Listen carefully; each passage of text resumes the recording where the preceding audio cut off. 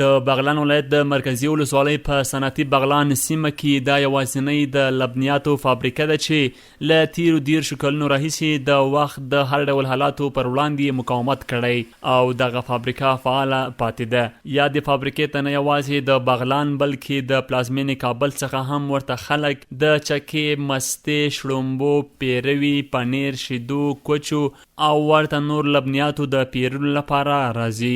د دې فابریکې کارکونکي وایي چې تر دې دمه جګړو، ناامنیو او په هیواد کې یو لوی تحول پر کارونو سیوری نه دی غوړولی، بلکې کارونه په پخواني ډول ښه پر مخ روان دي.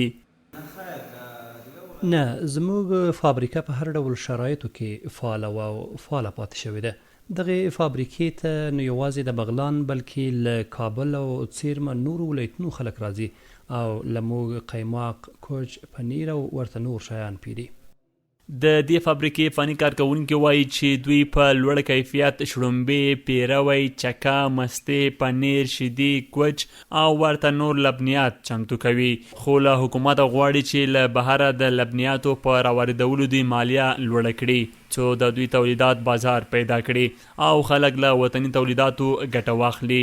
فني کارکونکي د نورو هیوادونو له لبنیاتو د وطني لبنیاتو کیفیت پورته بولي او ټینګار کوي چې خلک باید د بهرنیو تولیداتو پر ځای له افغاني تولیداتو ګټه واخلي.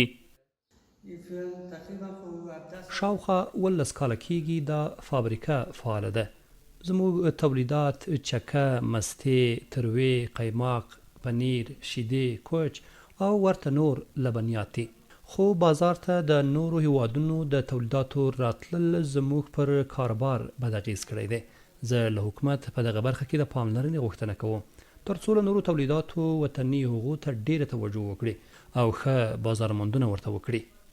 د ځایي هټیوالو په وینا خوښ دي چې په کور دننه د لبنیاتو داسې سټنډرډ او معیاري فابریکې شته چې دوی ته د لبنیاتو په برخه کې د ضرورت وړ توکي برابروي او د بهرنیو هیوادونو له احتیاجه یې خلاص کړي دي. د دوی په خبره په یاده فابریکه کې له کورنیو شیدو استفاده کول هغه څه دي چې د دې فابریکې تولیدات ډېر ښه کیفیت او ډېر مینوال لري.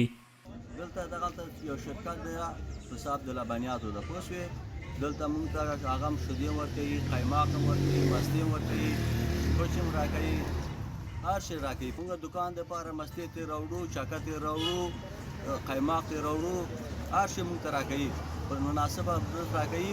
دغه تر کابله پورې تر هر ځای پورې دا نشر کېږي.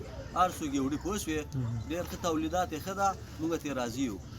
افغانستان اوس د لبنیاتو په برخه کې خپل 80 سلنه اړتیا په کور دننه پوره کوي، داسې چې د افغانستان په بیلابیلو سیمو کې هغه کورنۍ چې څاروي لري لبنیات هم ځان ته جوړوي او هم یې بازار ته وړاندې کوي. خو له دې هڅو سره سره په لویو بازارونو کې بهرني مواد لا هم تر کورنیو هغه مخته دي.